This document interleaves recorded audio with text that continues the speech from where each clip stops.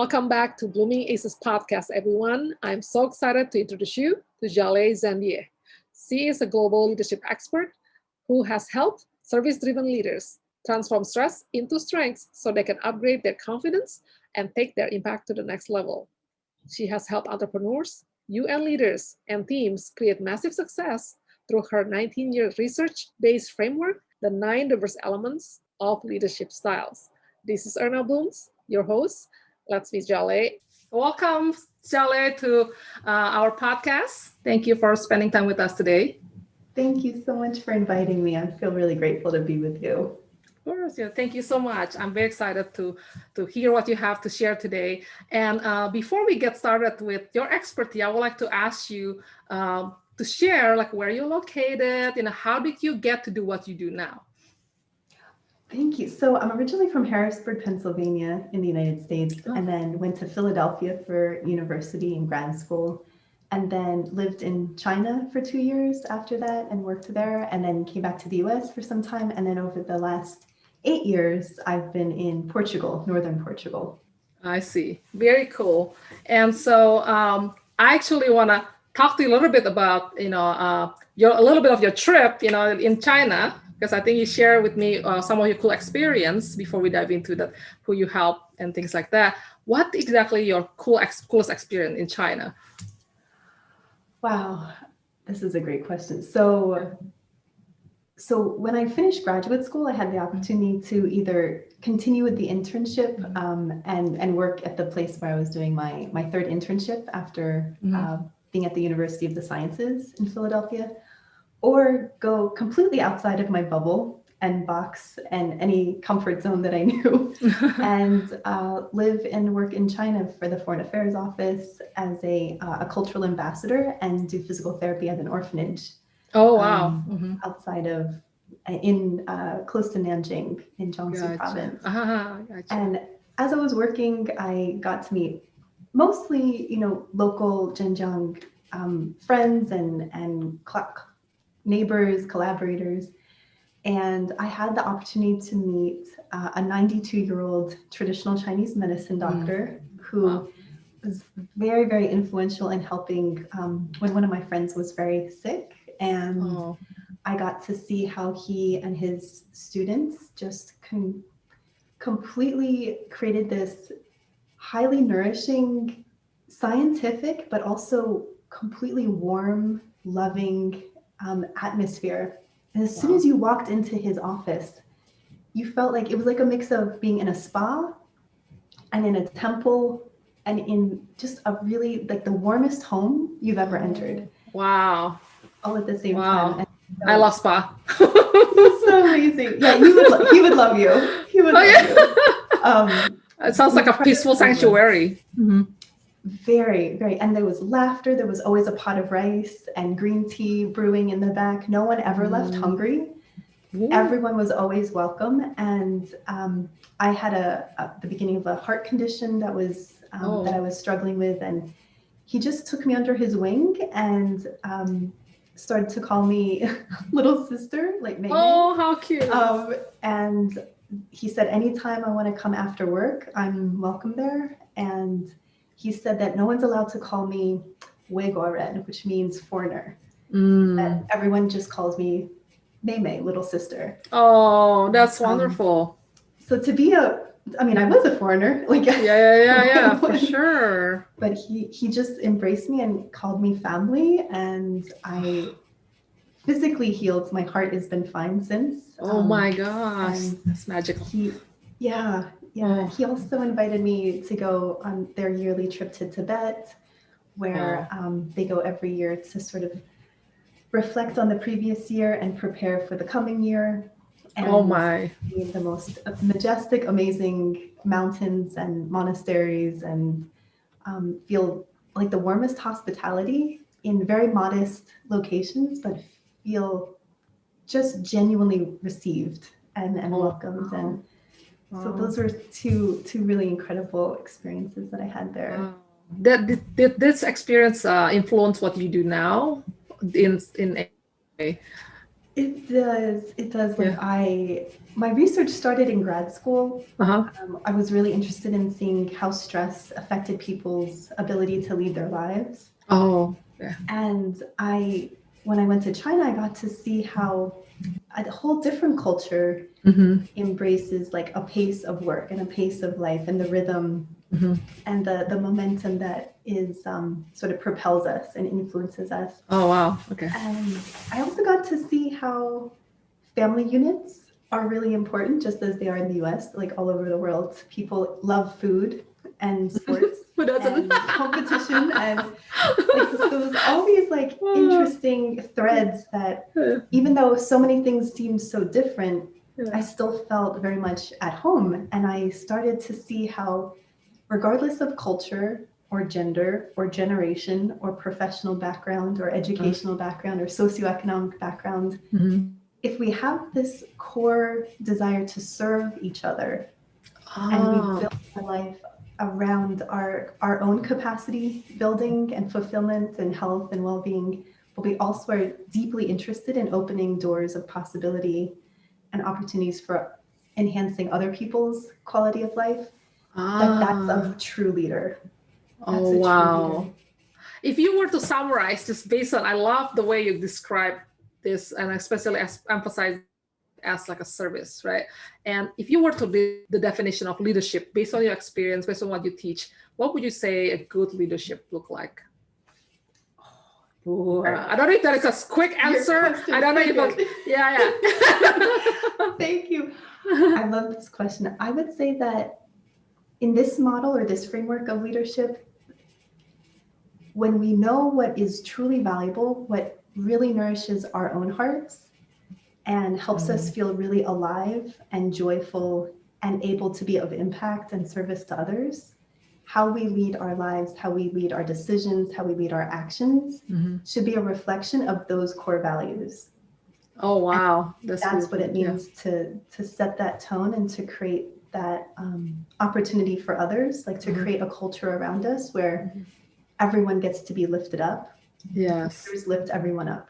Oh my, that's so cool. That was a good answer for an impromptu question. That was a deep question. I wasn't sure if we were gonna be able to answer that one that quickly. You just obviously, this shows that you love what you do. You're good at what you do in the leadership aspect, And I know that you have this cool framework that I think will be so cool to share with our audience. First of all, before I talk about the framework, I want to ask you, like, who do you have like a particular people that you serve like more of, or do you serve everybody that wants to be a leader or want to be in a leadership role, or do you pretty much like this is something that's like everybody should be able to use?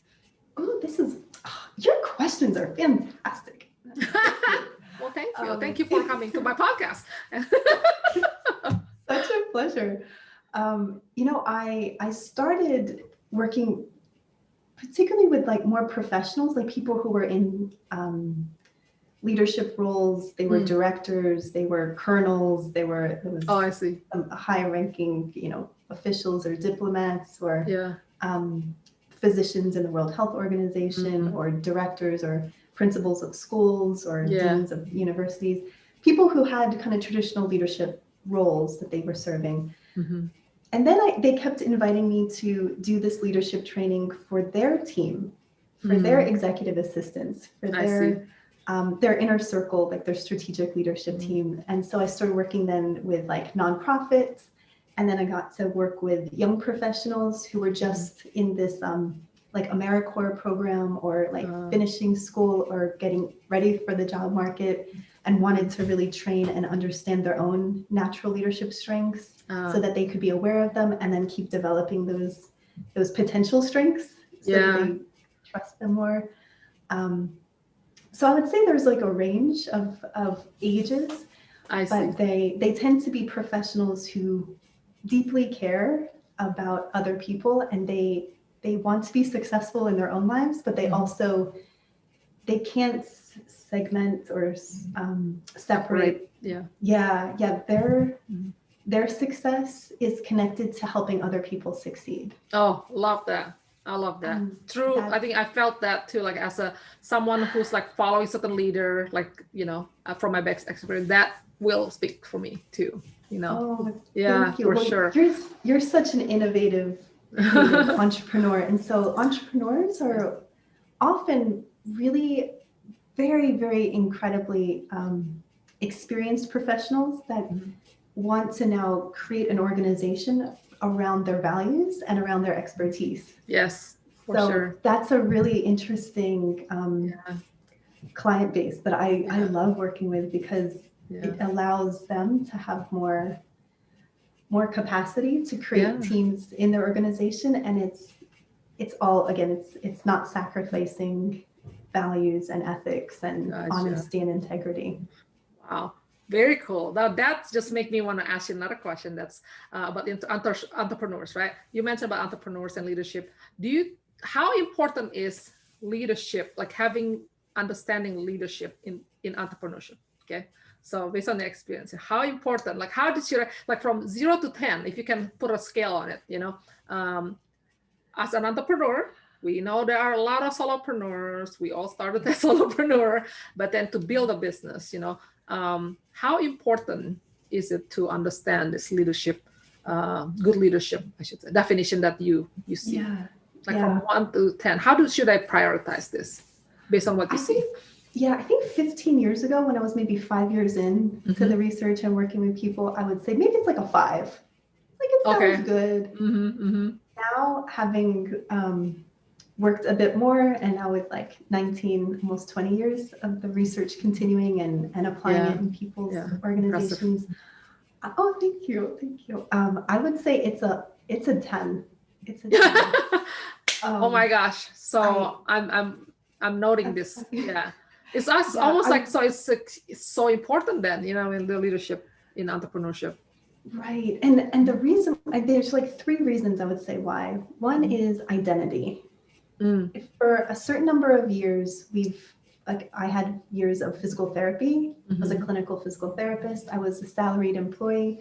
I loved my job. I loved the clients. I loved the work that I did. I loved the companies that I worked with. I believe in the profession. And when I was able to become a consultant and have my own business, it really was this, there was a gap of my identity that I knew how to be an excellent caregiver and healthcare practitioner. I was very dedicated and I loved it. With all of my being, I loved it. But I didn't see myself as an entrepreneur.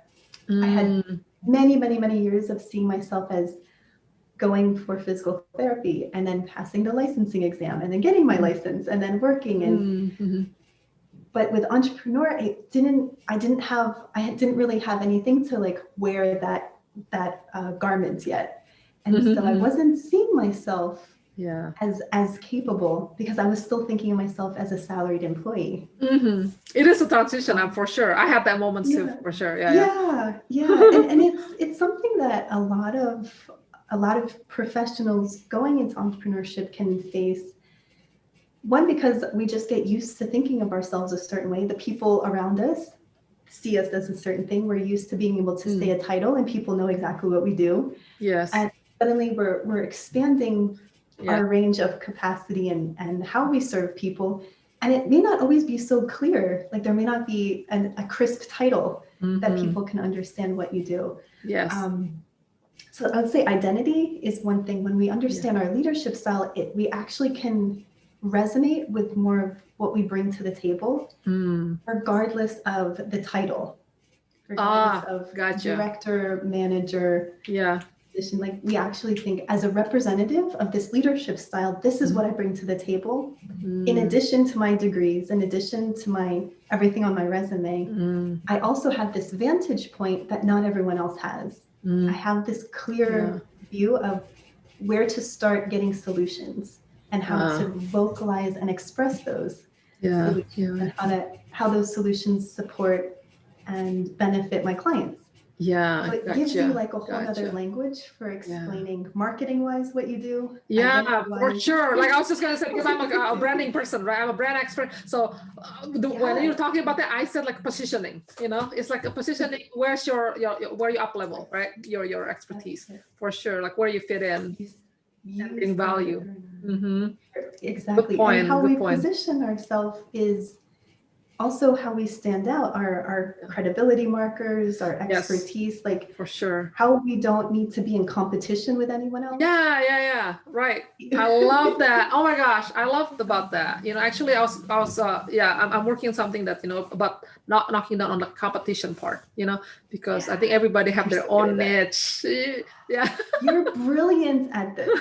You're so brilliant at helping people. Like we don't need to compare. Thank We you. don't need to be, Yeah. we don't have to feel like we have to compensate for what Yeah. someone else can do. We Yeah. actually get For to sure. step into For sure. Yeah. who we are. Yeah, you know, competition is actually like I consider there's no competition. It's more like a collaborations, you know. That's So That's you'll it. see.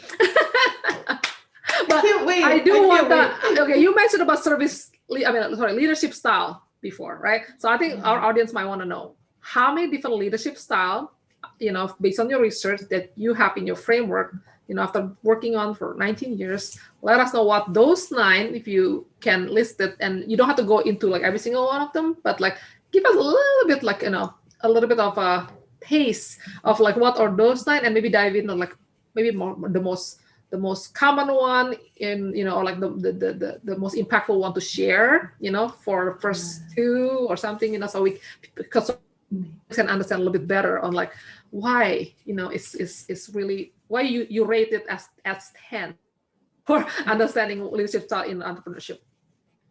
That's the floor is amazing. yours. Yeah, thank you. No, this is a great question. And and for entrepreneurs, people who really are trying to create an organization, a business around their values, their strengths, their ability to impact other people in a positive way, but also what actually they feel joy and feel alive doing. It doesn't feel draining. It doesn't feel overwhelming. It doesn't start to like just deplete them and get them to the place where they're burning out, doing the work that actually used to light them up. Right. So, oh wow, yeah. So the leadership framework is to actually honor all of those things, not only what you're good at, but what you enjoy doing, what you actually feel lit up and inspired to do. And it's also it deeply impacts and creates ripples of transformation in the people you serve. Gotcha. That's so good. You know, it's a clarity in a way. It is because so many people, we have lots of things that we can learn and become good at, but it may not be something that's sustainable. Yes. We do it because we have to. We do it because it's the responsible thing to do, or it needs to get done. Yeah. Absolutely. I'm sure I was doing that at some point in my life. Yeah, exactly. Like I got A's in certain subjects in school, but I didn't want to study it. It's not the thing that I wanted to do, even though I was told on an assessment thing, like that would be a good path for me. And I was like, oh my gosh, I'm glad that there are people who enjoy doing it, just not me. So I didn't want to neglect the human need for joy, and that joy is not something that we need to wait for to experience when we're retired. Joy is something that actually helps activate our inspiration. And there's this really incredible quote that Abdu'l-Baha, he's a really beautiful spiritual teacher from Persia. And he said in 1912, he gave a talk in Paris. And he was talking about the power of joy. And he said, joy gives us wings. In the state of joy, we can better find our sphere of influence. It makes our intellect keener. Ooh. And I was like, oh, well, if joy gives us more, helps our intellect, we can better serve. And it's like we feel light, that when we have wings, like things that have wings tend to be able to like fly. Yeah, for sure. So that's new. I've never heard that one. That's really cool. Very cool. It's an incredible like perspective. And so my mom and dad would sometimes have that quote, and I was like, joy gives us wings. Maybe this should be part of the framework. Yes. We don't want sure. people who care to burn out, because the joy is not there to give their wings that exactly. lightness. Yeah, and joy is sometimes, it's just actually, help you navigate too, navigate from your pains, right? Give you like more fuel, fuel to keep going. And then actually, like sometimes, like when I feel joyful doing, like, let's say my art, right? I will probably feel like, I can just stay up for hours, and not even feel it, versus if you don't have a joy doing it, you feel like, oh, why do I have to do this again? Exactly. It becomes a to-do list item versus oh my gosh, I get to do this for another 4 hours? Right. Yeah. Yes. I wake up in the morning saying, I can do this now. Yeah, for sure. I get to do Yeah. So your leadership style, I think you were like want to list the 9. Yeah. Definitely. And you mentioned something about you calling your framework is like service leadership style. So that's like 2, like there's non-service, there's service one. So touch on a little bit on that one, and then dive into the service one that you are specializing in. Oh, thank you. Yes. So all 9 of these leadership styles are a part of like a cohesive unit. So if you think of humanity as like a human family, it's really good to have people who see things with this perspective and this vantage point, because there could be someone else that they're having a blind spot, they're having fog move across their lens, and they don't see things clearly. But then there's another relative that's like, oh, I got you, don't worry, we can figure this out. And they're like, oh my gosh, thank you, because I'm confused and all I feel is like doubt and I'm afraid. And they're like, no worries, I got you, just move this way. I see a clear path, one of the clear paths that we can move forward. So nobody has to get stuck. Gotcha. So all 9 can serve each other. Yeah. All 9 can serve the individual, all 9 can serve the team, they can serve the organization, and they can serve the industry or society or the community.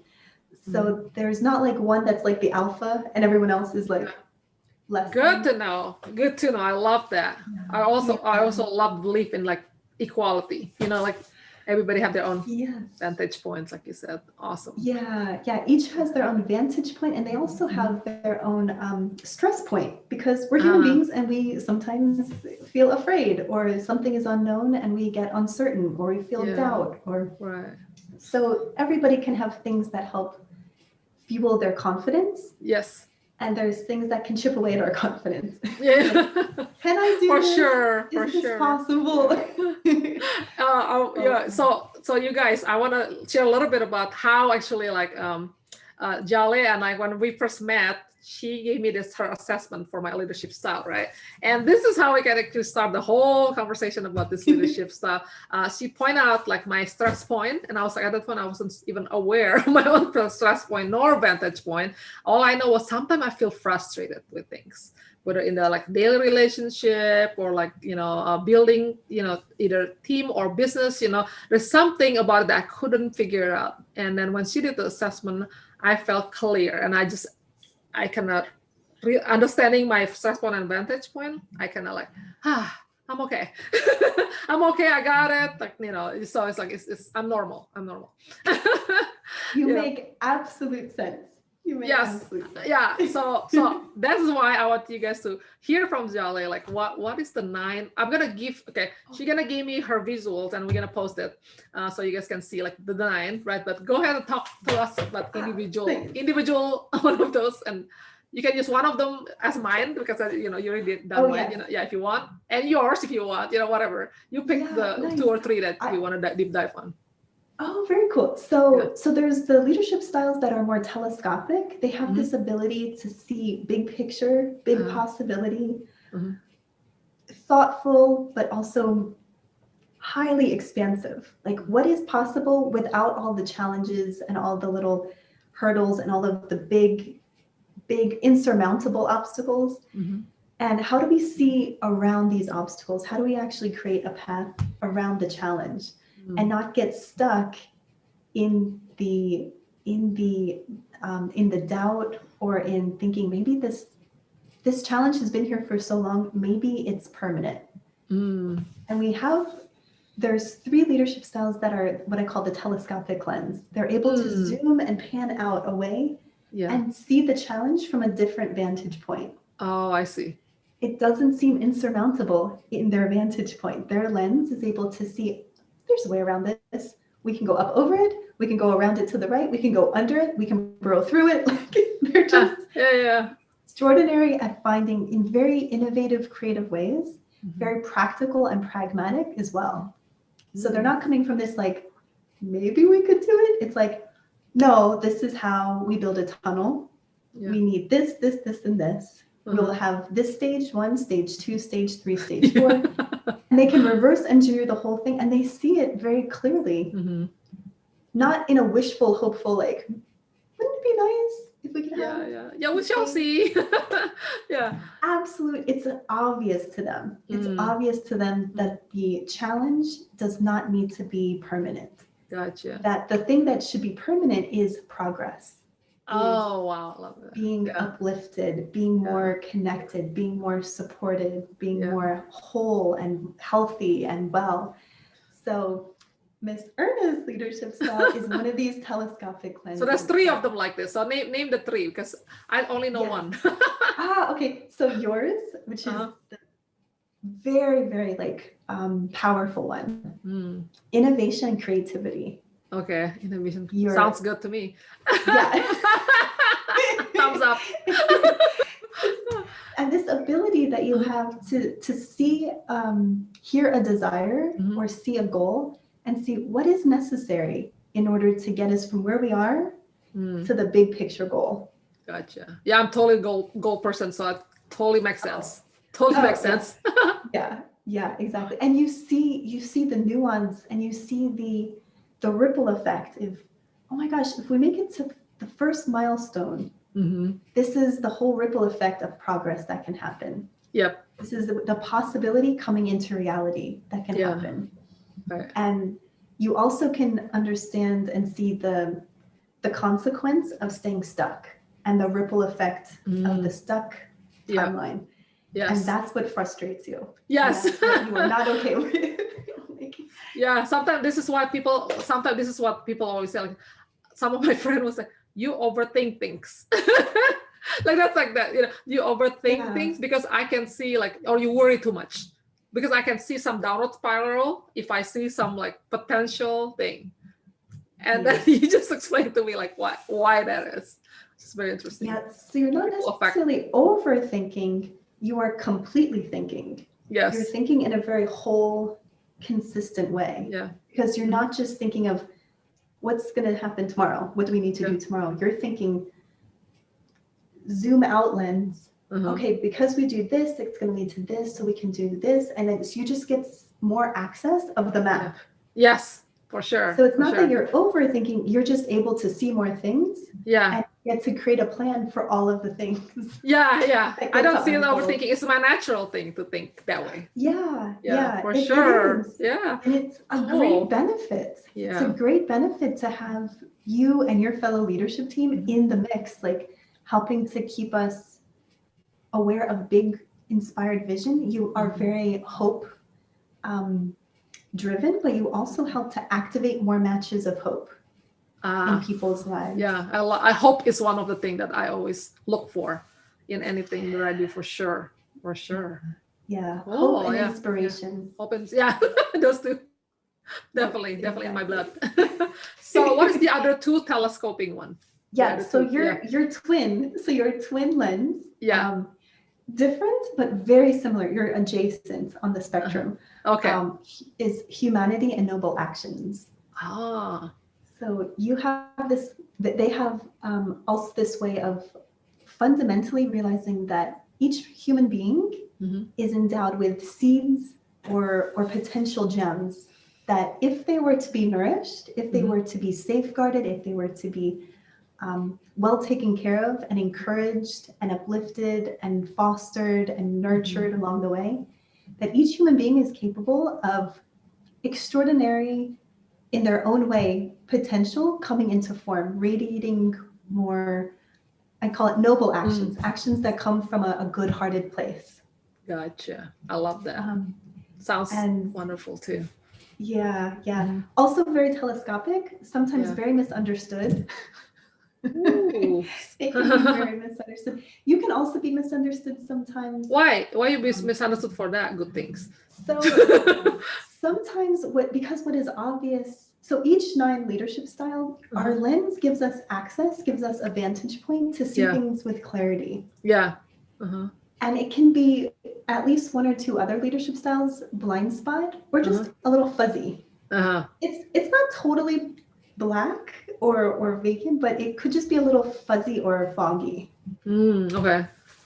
And so 2 things can happen. If someone doesn't understand something you say, they'll either think, well, that's interesting. I never would have thought of that, but it sounds good. And Erna's a really trustworthy person and she's really talented. So let me ask questions and try to see through her unique vantage point, what is she talking about? Because this is really intriguing and I'm curious.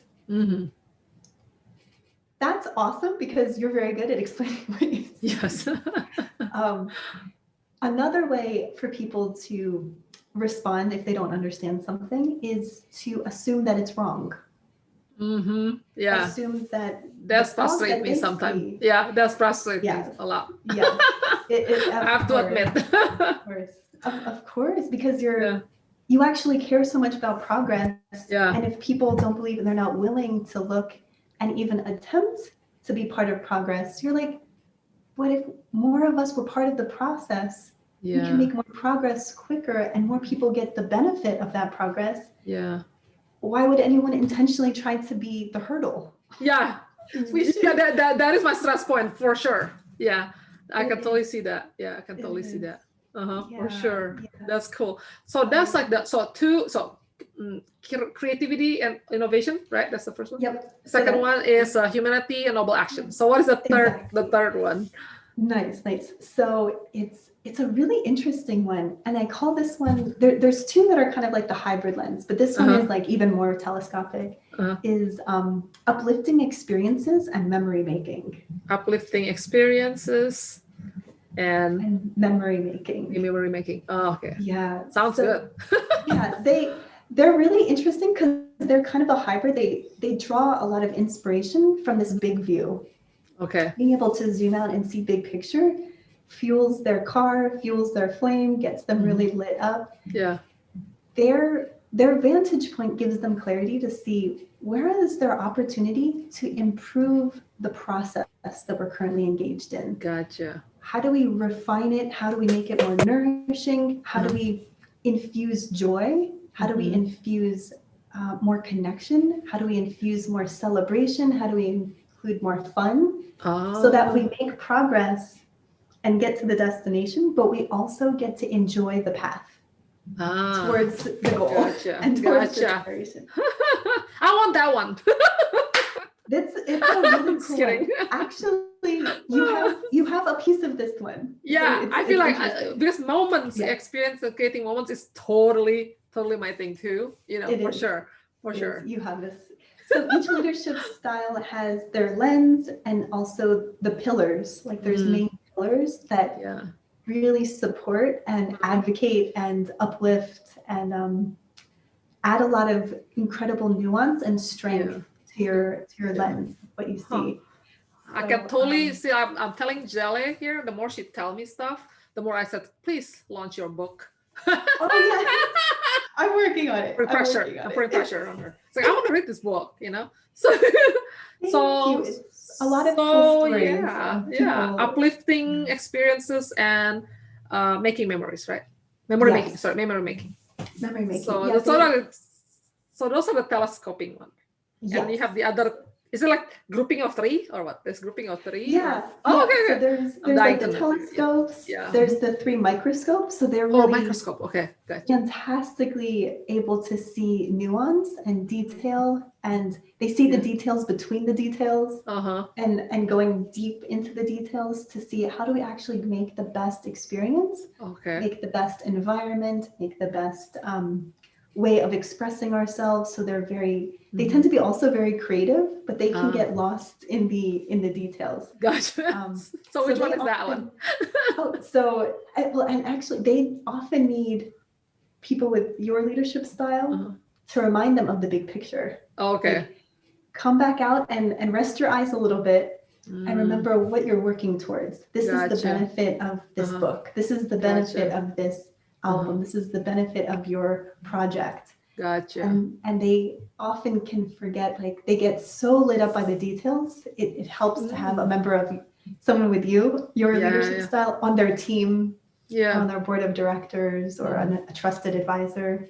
Awesome. So again, we complement each other's leadership strengths. Yeah. So you said there's 3 of them, right? For this microscopic one. So what are the name of the 3? And then let's see what the difference are. Like for each one of them. So, So sensibility and empathy. Ooh, this is the most uncommon. So of all the 19 years, all the assessments, this team of leaders in the world by far are the smallest team so far that I've come across. So empathetic. I call them they're the, like before there's an earthquake, there's like the machine that can detect the subtle small incremental changes of the vibration. Birds are flying away, animals are freaking out, and the machine is going. But human beings are still kind of going around their day, like they cannot feel. This leadership team are kind of like that finely tuned instrument that can detect the emotional well-being in a team, in a family, in an environment, in a community, in an organization, and they're so incredibly well suited to see how do we proactively help the emotional well-being.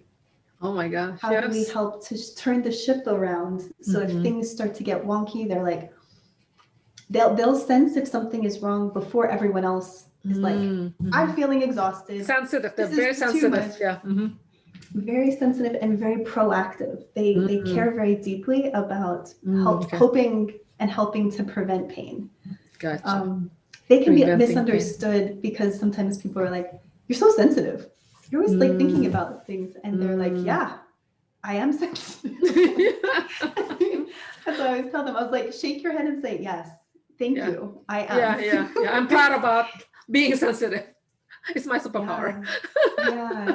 Sometimes sensitive is almost like a criticism. People I know, right? Would tell me, you're so sensitive. And now I'm like, you are so sensitive. Thank you. Thank you for sensing. I love that. Thank you for your ability. Like your sensory system is so on point. Thank you. And they often cry when I say that because they're used to being criticized. Yeah, for sure. Oh my God, that's great. Yeah. So that's sensible and empathy. What's the other two? And then expression and communication. Ooh, so they're highly primed to see, how do we improve the quality of communication between people? How do we improve the communication between the person and themselves? Oh my gosh, I'm dying to know what my sister is. I think she might be. I can't wait to meet her. I want to know all my team for sure. Okay, we're doing this leadership retreat with Jaleh, by the way, because I just want to, make sure everybody get a chance to really honor who they are and, what their vantage points and understanding stress points so they can flourish, right? Exactly. And this is another beautiful thing. I feel so honored for you to invite me to do this with your team. And it's such a sign of a service-driven leader like you, because you care about your team, you care about the individuals of your team and their capacity to create their best life and live in a way that feels most aligned with impact and joy for them. You also care about the quality and creating the best team. Surrounding yourself with a really highly effective, highly collaborative team is so innovative. Thank you so much. Thank you so much. I just feel like, this is where I feel like this is the first time actually bringing like a leadership expert to come to my team to do this small retreat, right?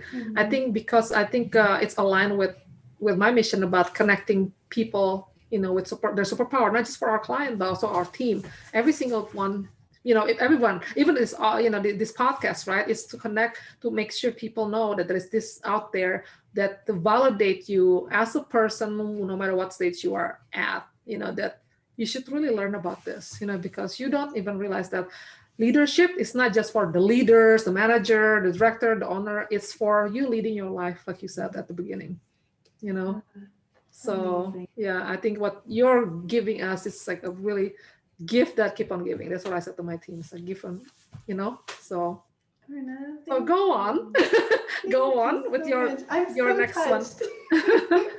Thank Or you. your next one. So expression and communication, again, they really care about Mhm. the awareness improving, but also people being understood. Yes. Not having this continued like pattern of people being misunderstood, and then when they're misunderstood, then there's more prejudice, or people are harsh and critical. And often it's because people just weren't either able to express themselves well, or they weren't able to communicate and be respected and received and understood. Not necessarily agreed with. We don't need to always agree with each other. But it is something really special when we can understand another person and where they're maybe coming from. Yeah, I definitely need this person in my team. They're fantastic. They're fantastic.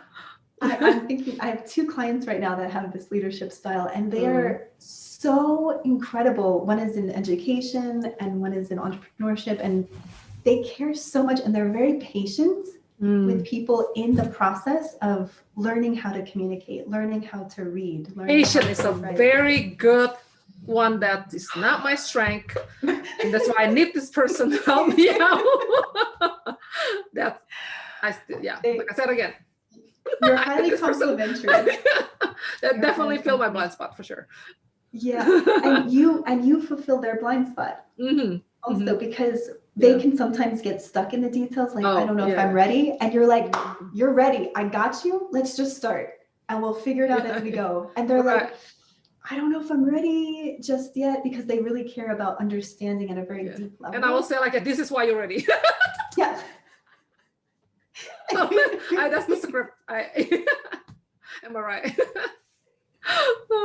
That's funny. But actually, often the leadership style that is highly collaborative and supportive of us is the one that has the most distinctive uniqueness. And as much diversity in each of the leadership styles is often like a really great match. The opposite. Yeah, that's interesting. It's so cool. I used to think, oh, these two would work really well together, and they like innovation and creativity. You could have a whole team of innovators and creatives on your team, but it would be really hard to see from another vantage point what might be missing, or what might help to take something and refine it. Yeah, this is why diversity is so good. It's like so good. So good. Yeah. Diversity nourishes us. It nourishes us if we can create a culture that actually welcomes and attempts and strives to understand how all of the unique distinctions actually helps us be stronger and more fulfilled, more aware, more insightful. Yeah, for sure. You need it. So what is the third one? Sorry, no, go ahead. I was just thinking, kind of like nutrients, like if we only ate vitamin C and we didn't have vitamin A, we didn't have any of the B vitamins, we didn't have D or zinc or iron, we would be so unhealthy. Yeah, there's no balance. So it would be absurd to think, oh, we just need to surround ourselves and with only similar stuff foods with vitamin A. Yeah. Oh my gosh. Like, first of all, there would be hardly any foods. Only certain foods are rich in vitamin A. And that's true. Our system actually needs a balance. And I think we also need a balance of diversity of people with their backgrounds, their life experiences, their strengths, their leadership style, their way of communicating. Yeah. This is cool. I never heard like all these other ones, like from you. So this is really, really refreshing for me. Wow, time just flew by. This framework is so important for us that I want to take the time to dive into each one. And not to worry, we will bring Jaleh back next week to continue this conversation and learn more about the rest of the leadership styles. We don't want to miss any of them that could possibly be yours. So if you enjoyed the episode, Remember to hit like and subscribe to get notified on the continuing episode next week. This is Erna Blooms. I wish you well and see you then, Aces.